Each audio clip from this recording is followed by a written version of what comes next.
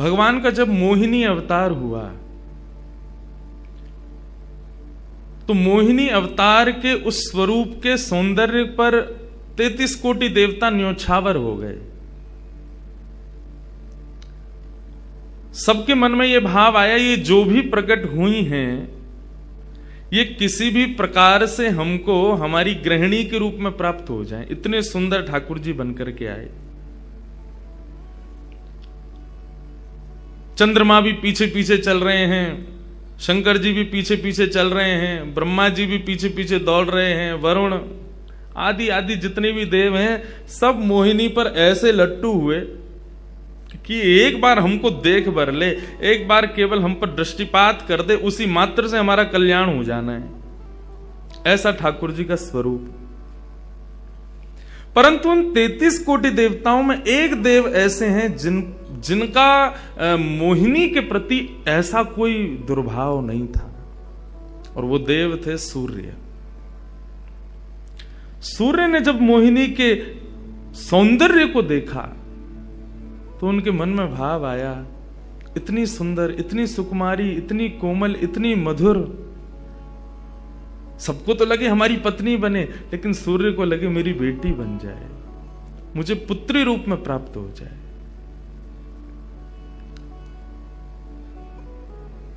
जब सूर्य के हृदय में यह भावना उत्पन्न हुई तो मोहिनी ने कटाक्ष नेत्रों से सूर्य की ओर देखा, बाकी किसी को देख ही नहीं रही है, और देख करके केवल ठाकुर जी ने उनको इशारा किया। बोले तो आपकी ऐसी इच्छा है? सूर्य बोले जी भगवान, मेरी बहुत अभिलाषा है कि आप पुत्री रूप में मेरे यहां पधारो। ठाकुर जी बोले इतना साधारण नहीं है हमको प्राप्त करना, पुत्र रूप में प्राप्त करना फिर भी साधारण होगा, लेकिन पुत्री भाव में ये तो असाधारण है, इसके लिए आपको तप करना पड़ेगा। सूर्य बोले मैं आज से ही तप करूंगा, लेकिन आप वचन दो मेरे यहां पधारोगे और इसी रूप में पधारोगे। मोहिनी ने कहा यदि मैं तुम्हारे भजन से प्रसन्न हुई, यदि तुम्हारी भक्ति में, तुम्हारे प्रेम में प्रबलता हुई, मोहिनी 33 कोटि देवताओं को मोहित करती है, लेकिन तुम्हारे भजन के प्रभाव से मैं जब तुम्हारे यहां अवतरित होंगी तो मोहिनी को भी मोहित करने वाला रूप धारण करके आऊंगी। मोहिनी जिसने तीनों लोकों को अपने रूप पर न्योछावर कर दिया, वो मोहिनी भी जिस रूप को देख करके मोहित हो जाए, वो रूप आएगा आपके यहां पर। वही सूर्य वृषभानु जी के रूप में प्रकट हुए हैं, और जब वृषभानु जी के रूप में प्रकट हुए, उससे पहले एक राजा के रूप में भी आए थे, तब भी इन्होंने तपस्या की थी, लेकिन ठाकुर जी नहीं पधारे। जब वृषभानु के रूप में प्रकट हुए तो इन्होंने ठाकुर जी का यजन करना बंद कर दिया, ब्रह्मा जी का यजन प्रारंभ किया, ब्रह्मा जी से प्रार्थना की। ब्रह्मा जी प्रकट हुए, बोले क्या वरदान चाहिए? बोले वरदान आपसे नहीं चाहिए, वरदान हमको किसी ने कहा था कि वे हमारे यहाँ पुत्री रूप धारण करके आएंगे, मुझे लग रहा है वो कहीं भूल नहीं गए हो, इसलिए ब्रह्मा जी आप बहुत करीब हो ठाकुर जी के, आप उनको जाकर के संकेत करो कि कोई आश में बैठा उनकी में। जब से मोहिनी स्वरूप देखा तब से हम पागल हुए फिर रहे हैं, 33 कोटि देवताओं के मन में यही आता है कब प्रकट होंगी दोबारा। कृपा करो, आप प्रार्थना करो कि वो पधारें। ब्रह्मा जी बोले आपके भजन में इतनी सामर्थ्य है कि ठाकुर जी मना नहीं कर सकते। बोले तो फिर मुझे विश्वास के लिए कुछ तो कह करके जाओ। ब्रह्मा जी बोले मेरी जिम्मेवारी बन जाए, इसलिए चलो इस पर्वत के रूप में मैं विराज जाता हूं। और बरसाना पर्वत के रूप में श्री ब्रह्मा जी विराज गए। ठाकुर जी आएंगे, मैं जिम्मेवारी लेता हूं, इसलिए मैं ही पर्वत बन के बैठा हूं। ब्रह्मा जी ने जाकर के प्रार्थना की। ठाकुर जी बोले मैं तो सच में ही भूल गया था कि मुझे जाना है। बोले भगवान वो बहुत प्रतीक्षा कर रहे हैं आपकी। वृषभानु जी का भजन कैसा बताया। वृषभानु जी की एक ही इच्छा है कि मेरे पास जो पुत्री रूप ठाकुर जी का आवे, ठाकुर जी मोहिनी बनकर के आए तो 33 कोटि देवताओं के हृदय में ठाकुर जी के प्रति वात्सल्य भाव प्रकट नहीं हुआ, प्रेम भाव प्रकट नहीं हुआ, कुछ और ही भाव था उन देवताओं का। वृषभानु जी कह रहे हैं कि मैं ऐसी पुत्री पाना चाहता हूं जिसको देख करके काम नष्ट हो जाए, काम का भी मर्दन हो जाए, सामने वाले के हृदय में एक दिव्य प्रेम प्रकट हो, निष्काम प्रेम, अनकंडीशनल लव किसे कहते हैं, इसका प्रसाद पूरी दुनिया को देने वाली ऐसी पुत्री मेरे घर पधारे। स्वार्थ सिद्ध प्रेम सब करना जानते हैं, लेकिन निस्वार्थ प्रेम किसे कहते हैं, वो ठाकुर जी का वो शक्ति स्वरूप ही सबको बता सकता है। ब्रह्मा जी की प्रार्थना हुई ठाकुर जी से। ठाकुर जी अपने वैकुंठ में विचरण कर रहे हैं, विचार कर रहे हैं कैसे करूं, नंद यशोदा के यहां भी जाना है, देवकी वसुदेव के यहां भी पुत्र बनना है, पहले से ही 4 मम्मी पापा हैं हमारे, अब ये 2 मम्मी पापा और कैसे बनाऊं, 6 माता पिता। तब ठाकुर जी विचरण कर रहे थे, तभी एक खंभ में मणि, उस मणि में ठाकुर जी ने अपना प्रतिबिंब देखा। ठाकुर जी अपना प्रतिबिंब नहीं देखते, क्यों? बहुत कम देखते हैं। जब श्रृंगार आरती होती लाल जी की, तभी इनको प्रतिबिंब दिखाते हैं, और उस प्रतिबिंब में भी इतने इतराते हैं महाराज, उसमें भी स्वयं को देख करके खुश हो जाते हैं, वाह मैं कितना प्यारा लग रहा हूं। अपना प्रतिबिंब ठाकुर जी इसलिए नहीं देखते क्योंकि स्वयं ठाकुर जी मोहित हो जाते हैं खुद ही पर। जैसे ही ठाकुर जी ने स्वयं का प्रतिबिंब देखा, प्रतिबिंब देख के आगे बढ़े, लेकिन ठाकुर जी मन में विचार करने लगे, मुझे सबके स्वभाव प्रिय हैं, लेकिन अपना यदि देखूं तो अपना प्रतिबिंब बहुत प्रिय है। जब स्वयं को देखता हूं प्रतिबिंब में, तो ऐसा लगता है कि मानो जो सबको मोहित कर रहा है वो स्वयं को जब देखे तो खुद भी मोहित हो रहा है, क्योंकि प्रतिबिंब कभी झूठ नहीं बोलता। प्रतिबिंब का ये स्वभाव है, आप जैसे हो वैसा आपको दिखाता है। ठाकुर जी ने जब प्रतिबिंब देखा, अपने उस प्रतिबिंब स्वरूप को ठाकुर जी ने स्थिर कर दिया, और स्थिर करके अब तो ठाकुर जी लाए महाराज लक्ष्मी जी की पूरी पेटिका लेकर के आए श्रृंगार की, और अपने प्रतिबिंब स्वरूप को ही उन्होंने श्रृंगार करना प्रारंभ किया। किशोरी जी के श्रृंगार का इतना भाव बताते हैं, किशोरी जी की नथ बेसर ऐसी, किशोरी जी के कान के कुंडल ऐसे, किशोरी जी के पांव की महावर ऐसी, क्यों ना हो, क्योंकि श्याम सुंदर ने श्रृंगार किया है। किशोरी जी का जो स्वरूप है वो ठाकुर जी ने उसका श्रृंगार किया है। नारायण बैठे महाराज सिंहासन लगा करके अपने प्रतिबिंब का ही श्रृंगार कर रहे हैं। मोर पीछ हटाया, मुकुट उतार के दूर रखा, घुंघराले केशों को खोल दिया, नेत्रों में सुंदर सुंदर छोटा छोटा काजल लगाया, माथे पर एक सुंदर बिंदिया लगाई है, होठों पर निर्मल लालिमा लगाई है, गले में हार पहनाया, सर्वांगीण श्रृंगार किया, और लक्ष्मी जी की चुनरी ला करके जैसे शीश पर से चढ़ा करके ठाकुर जी ने थोड़ा सा जो श्याम रंग है उसको जैसे ही गौरवर्ण किया, वैकुंठ के उस प्रतिबिंब में से मानो जैसे सूर्य चंद्र का एकाकार रूप प्रकट हो गया हो, इतना तेज पुंज प्रकट हो गया कि ठाकुर जी भी अपने नेत्रों को छुपाने लगे। थोड़ी देर नेत्रों को बंद करने के बाद जब बड़ी धीरे से ठाकुर जी ने जब अपने प्रतिबिंब की ओर देखा, तो किशोरी जी का दिव्य स्वरूप वहां प्रकट हो गया। ठाकुर जी ने दंडवत किया, पहले प्रणाम, हे श्याम सुंदर, आपने ही मेरो निर्माण कियो है, आपने ही मुझको प्रकट कियो है। क्या भाव है? ठाकुर जी बोले कोई भाव नहीं है, केवल मोहिनी भाव से 33 कोट देवता मोहित हुए थे, लेकिन मैं मोहित नहीं हो पाया था, इसलिए तब से मैं भी तड़प रहा था कि मुझे भी कोई मोहित करे, उस मोहिनी को भी मोहित कोई करे। वो स्वरूप आज प्रकट हुआ है। धर्म की स्थापना हुई, ज्ञान की स्थापना हुई, भक्ति की स्थापना हुई, वैराग्य की स्थापना हुई, लेकिन अंततो गत्वा संसार का सार जो प्रेम है उसकी स्थापना नहीं हुई है। उसके लिए आपका अवतार धारण करना अति आवश्यक है। आप मेरी शक्ति हैं, आप मेरी आत्मा हैं। पूरा विश्व और पूरे विश्व की दिव्य चेतना किसकी प्राप्ति के लिए दौड़ रही है? कि आत्मा एक दिन परमात्मा में मिल जाएगी, लेकिन उस परमात्मा में आत्मा जो विद्यमान है वही तो किशोरी जी हैं। उस आत्मा की परमात्मा की जो आत्मा है वही तो श्री राधा जी हैं। लोग उनके रूप को नहीं समझ पाते। आजकल के यंगस्टर्स, आजकल के युवा उनको बहुत विचित्र रूप में दर्शन करते हैं कि कृष्ण राधा कौन है, बोले कि they are just like some love words. ऐसा नहीं है। आप उनको सीमित उस अवस्था में, और माफ कीजिएगा यदि किसी प्रवचनकर्ता की कथा सुनने के बाद भी आप उनको वहीं तक सीमित मान रहे हो ना, दोष आपको नहीं, प्रवचन करने वाले को लगेगा कि तुम किशोरी जी के इसी रूप को स्थापित कर पाए। इसीलिए कथाओं में ज्यादा किशोरी जी का प्रसंग ना हम कहते हैं ना उसका स्पर्श करते हैं। स्पर्श करने पहले से भी 100 बार सोचते हैं। यहां आने से पहले भी मुझे कई आचार्यों ने संपर्क किया कि वहां आप किस विषय को लेकर के जाएंगे।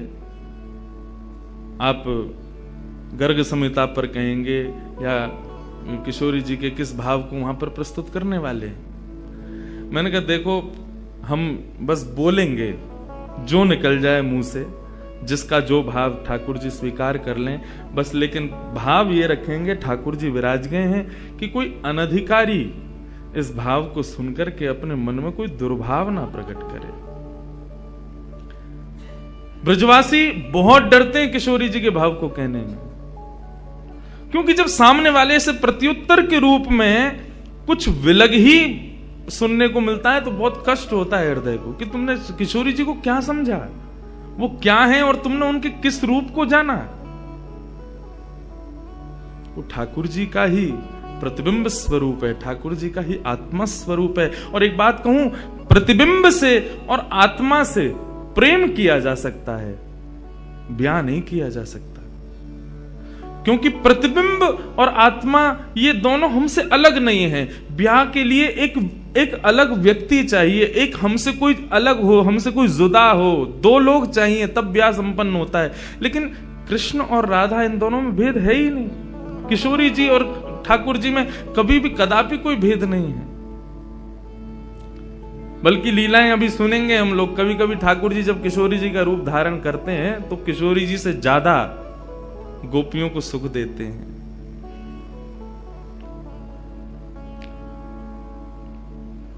ऐसा भाव किशोरी जी से प्रार्थना की ठाकुर जी ने कि आप पधारो और प्रेम की स्थापना के लिए आप भूमंडल पर सूर्य के ही अवतार वृषभानु जी के यहां पर आप अवतरित हो। तब किशोरी जी ठाकुर जी की बात मान करके और वृषभानु और कीर्ति के यहां पर अवतरित होती हैं। किशोरी जी का जब अवतार हुआ, जब अवतरण हुआ, कब हुआ? सुबह के 4:40 पर। ठाकुर जी के जितने भी अवतार हुए या तो दिन में 12 बजे हुए या रात में 12 बजे हुए, लेकिन किशोरी जी का अवतरण भोर में ब्रह्म मुहूर्त में सुबह 4:40 पर हुआ। क्यों? बोले राम कृष्ण आदि जितने भी ठाकुर जी के अवतार हैं राक्षसों के वध के लिए आते हैं। तो या तो सूर्य की तेज ताप में उनका जन्म होता है, मानो वे प्रकाश स्वरूप हैं ऐसा भाव बताते हैं, या रात्रि में 12 बजे होते हैं वो इसलिए होते हैं, वो मानो ऐसा भाव रखते हैं कि चंद्रमा अंधेरे को दूर करता है, वो ज्ञान का प्रकाश है, वो ज्ञान है, उससे अंधेरा दूर होता है। तो ठाकुर जी रात्रि प्रकट होकर के ऐसा भाव रखते हैं कि काले निशा, काला ज्ञान जितना भी है धरती पर, उसको दूर करने के लिए हम पधारे हैं। लेकिन किशोरी जी का जो अवतरण है वो 4:40 ब्रह्म मुहूर्त में होता है। उसका क्या भाव है? बोले 4:40 ब्रह्म मुहूर्त के बाद सूर्य प्रकट होना प्रारंभ होते हैं। मतलब सारे मंगल कार्य ब्रह्म मुहूर्त में होते हैं। चिड़ियाओं का चहकना, कई पुष्पों का प्रकट हो जाना, मानव के मस्तिष्क में आज मुझे क्या करना है, वो दिव्य चेतना का प्रादुर्भाव होना, ये सब कुछ सुबह ब्रह्म मुहूर्त से प्रारंभ होता है। और सबसे बड़ी बात, सूर्य प्रकट होते हैं, धीरे धीरे धीरे धीरे अंधेरे को दूर करते हैं और धीरे धीरे धीरे गतिमान होते हैं 12 बजे तक। तो किशोरी जी का प्रादुर्भाव ब्रह्म मुहूर्त में हुआ, इसका ऐसा भाव बताते हैं कि मानो वो प्रेम जिस प्रकार प्रादुर्भाव से लेकर के और आगे के गंतव्य तक नित्य प्रति बढ़ता रहे, उसका वर्धन हो, वर्धन करने के भाव से किशोरी जी ब्रह्म मुहूर्त में पधारी। क्योंकि वर्धन होना ही एक नवीन दिन का ब्रह्म मुहूर्त से प्रारंभ होता है। ऐसे ही प्रेम का वर्धन, भक्ति का वर्धन, भाव का वर्धन, उन सब का वर्धन करने का प्रतीक है किशोरी जी, इसलिए ब्रह्म मुहूर्त में जन्मी है। किशोरी जी का प्रादुर्भाव हुआ, पूरे बरसाना में आनंद उत्सव मनाया गया, सब नाच रहे हैं, गा रहे हैं, आनंद मना रहे हैं।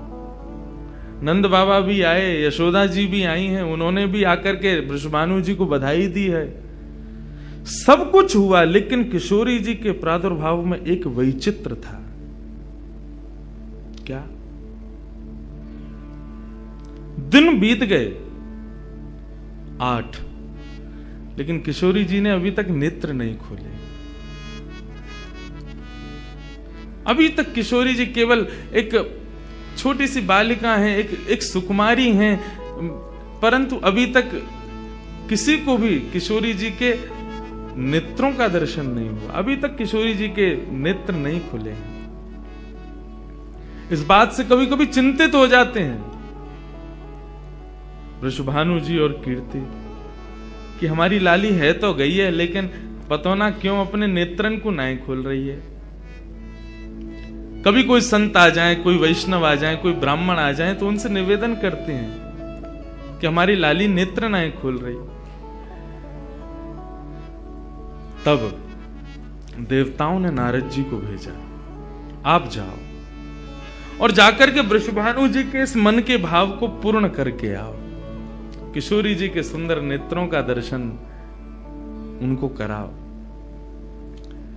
तब श्री नारद जी महाराज का आगमन हुआ। नारद जी जैसे ही आए तो वृषभानु जी ने नारद जी को देखते ही सबसे पहले अपने पुत्र को बिठा दिया। श्री दामा से मिलो, हमारा लाला है। नारद जी उससे मिले, उसका सब देखने लगे। नारद जी मन में विचार कर रहे हैं कि ये उनसे कब मिलवाएंगे, किशोरी जी का दर्शन कब होगा। 2-3 दिन तक नारद जी विचरण करते रहे बरसाने में। वृषभानु जी का मन तो होता है कि मैं इनसे कुछ कहूं, कुछ पूछूं, थोड़ा किशोरी जी के बारे में, अपनी लाली के बारे में न कुछ जानूं, लेकिन अभी वो भाव प्रकट नहीं हो रहा है। तब एक दिन एक छोटी सी बरसाने की लाली को जब नारद जी महाराज खिला रहे थे और उससे प्रेम चर्चा कर रहे थे, ये दृश्य जब वृषभानु जी ने देखा, उन्होंने तुरंत नारद जी के चरण पकड़े और कहा, हे भगवान, हमारी एक लाली भई है, बहुत सुंदर है, सुकुमारी है, नन्ही सी है, अभी वाकु देख करके स्पर्श करवे में डर लगे कि कहीं हमारे स्पर्श से कोई कष्ट ना है जाए, या हमारे हम सबन को दर्शन भी ना करा में। लेकिन महात्मन आपसे पूछना चाह मैं, हमारी लाली नेत्र नहीं खोल रही है, कहा भाव है? नारद जी तो तुरंत बोले, अरे तो तुमने इतने दिन से क्यों नहीं बताया? वो तो पहले से ही बैठे थे तैयार कि ये जल्दी बोले तो मैं जाऊं, जाकर के दर्शन करूं। बोले संकोच है रहे हो? बोले संकोच मत करो, अभी लेके चलो, कहां है तुम्हारी लाली, मुंह को बताओ। नारद जी महाराज जा रहे हैं वृषभानु भवन में। एक बेड़ी पार की, दूसरी बेड़ी पार की, तीसरी बेड़ी पार की। जैसे ही भीतर पहुंचे हैं, सुंदर सुगंधी भीतर से प्रकट हो रही है। सामने स्वर्ण जटित एक पालना है, और जैसे उस पालने में जाकर के नारद जी ने दर्शन किया, कमल कली को वृषभानु की लली को रंग, कैसा रंग है? बोले जैसे कमल की कली हूं मैं ना, ऐसी श्री वृषभानु नंदिनी है। नारद जी ने जैसे ही उनको दर्शन किए हुए आनंदित है गए, आनंदित है करके प्रणाम करने लगे। वृषभानु जी बोले, हमारी लाली नेत्र नाए खोल रही है, आप कृपा करो ना। नारद जी बोले, एक मंत्र पढ़ना पड़ेगा, कुछ करना पड़ेगा, तंत्र मंत्र करना पड़ेगा, तब आपकी लाली बोलेगी। वृषभानु जी बोले, देख लो, ले संभल के करियो, हमारी लाली बहुत कोमल है, वो ना स्पर्श नहीं करेंगे, दूर बैठ के करेंगे। वृषभानु जी बोले, तो करो। बोले, आपको पहले बाहर जानो पड़े, वो एकांत में करेंगे। कीर्ति वृषभानु जी को देखें, बोले लाली को अकेला तो ना छोड़ेंगे? बोले नहीं बाबा, विश्वास पात्र है, हम कर सके। वृषभानु जी और कीर्ति दोनों जैसे ही बाहर पधारे, नारद जी ने गेट बंद कियो, तुरंत चरणन में प्रणाम कियो और प्रणाम करके सीधे सन्मुख बैठे हैं। हे कृष्ण मनोहारिणी जय वृंदावन प्रिया, जय भू मंगल ललिता, जय वेणु रवाकुल, जय कृष्ण मनोहारिणी जय वृंदावन प्रिया, जय भू मंगल ललिता, जय वेणु रवाकुल।